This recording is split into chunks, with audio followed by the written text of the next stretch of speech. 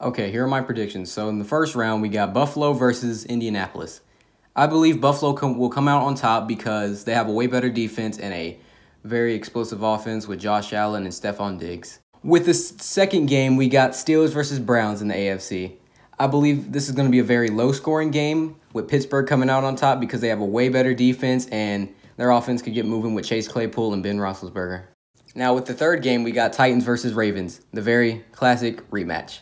With the Titans coming out on top, Derrick Henry rushing for about 200 yards once again. Moving on to the NFC, the Bears versus Saints. I do believe that the Saints will, of course, win because the Bears are not that good. They got a good defense, but their offense is weighing them down by a lot. Second, we got another divisional game, the Seahawks versus Rams. Both of these teams are very good, but one has to go to the second round, and that's being the Seahawks because I feel like their defense is going to hold up way more than it ever has in the season.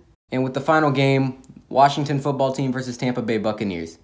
I do believe that Tampa Bay will come out on top, of course. All right, moving on to the AFC, the Titans versus Chiefs. I do believe that the Chiefs will go out and win the game.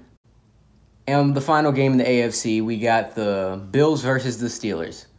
We saw this game early in the season, and I feel like the same results will happen with the Bills coming out on top once again. Now, in the NFC side, we got the Packers versus Buccaneers.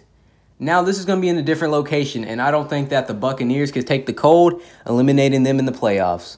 In the final matchup, we got the Seahawks versus Saints. Now, this is going to be an upset, but I got the Seahawks moving on to the NFC Championship game for the first time since 2014. And finally, the AFC Championship game, the Bills versus the Chiefs. This is going to be the upset of the century, as the Bills beat the Chiefs to go on to the Super Bowl.